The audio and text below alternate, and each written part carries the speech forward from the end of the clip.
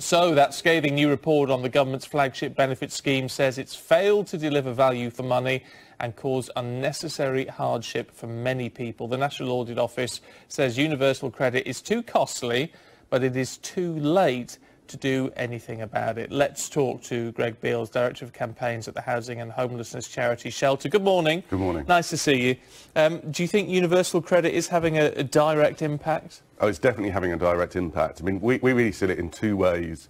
First of all, it's just the amount of money that's actually getting through to people at the front line is not enough. And then the second problem are these delays in the system. And when you talk about wrapping together 6 different payments, everybody's income from 6 different sources, and then delaying it by weeks, in some cases months, what are people supposed to do in that situation? Yeah, I mean, obviously with a new system, you are going to get glitches. But the problem here is, of course, glitches are affecting real people in very real ways. Absolutely. Well, and what's so damning about this report, of course, is that the NAO have actually got access to the internal government files, and what they're able to say is that the delays in the system are not something that can actually be removed by the system improving.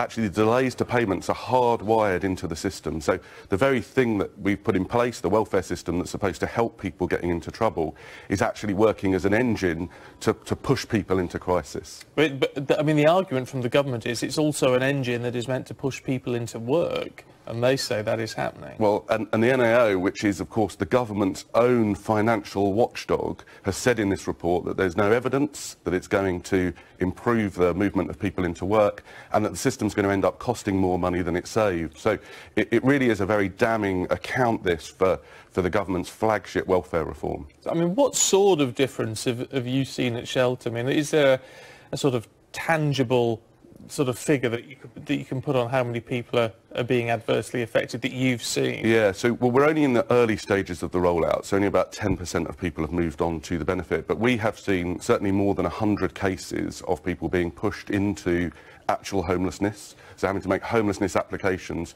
because of the way the system's currently working.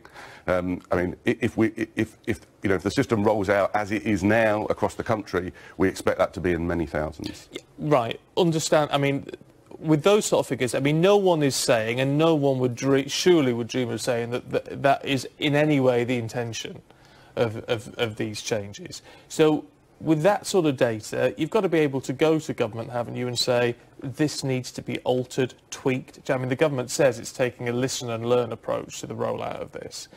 You've got to have some willing ears to talk to in government, haven't you? Well, I hope so, and I really hope as well that today's report is going to create a change in the approach from the government.